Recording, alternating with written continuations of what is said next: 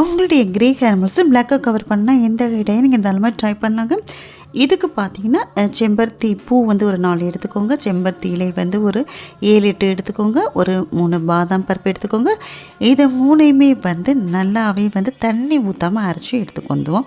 இதில் வந்து இதுக்கு நம்ம ஆயிலில் தான் இதை காய்ச்ச போகிறோம். 100 கோகோனட் ஆயில் எடுத்துக்கோங்க. நல்லா செக்கில் வாங்கினதாக எடுத்துக்கோங்க. அப்படி இல்லைன்னா நல்லா பிராண்டடாக பார்த்து நீங்கள் வாங்கிக்கலாம். இதில் வந்து 100 ml நம்ம கோகோனட் ஆயிலை ஒரு பாத்திரத்தில் ஊற்றிட்டு நல்லா கொஞ்சம் சூடேனோடனே நம்ம கரகரப்பாக அரைச்சி வச்ச இந்த இலையும் அதில் போட்டு நல்லா காய்ச்சுங்க. ஸ்லோவாக வச்சுக்கோங்க. ஒரு 5லேருந்து 7 நிமிஷம் மட்டும் ஸ்லோவாக வந்து ஹீட் பண்ணி எடுத்துக்கோங்க. இது நல்லாவே அப்படியே வந்து ஓவர் நைட் விட்டுட்டு நல்லா நம்ம வடிகட்டி எடுத்து வச்சுட்டு நீங்கள் வந்து அப்ளை பண்ணும்போது, அதாவது நல்லா வந்து ஒரு மசாஜ் பண்ணி அப்ளை பண்ணிட்டு நீங்கள் ஹேர் வாஷ் பண்ணி பாருங்கள். உங்களுக்கு வந்து பார்த்திங்கன்னா வருஷக்கணக்கிலேயே உங்களுடைய ஹேர் முழுசுமே பிளாக்காகவே மாறிடும்.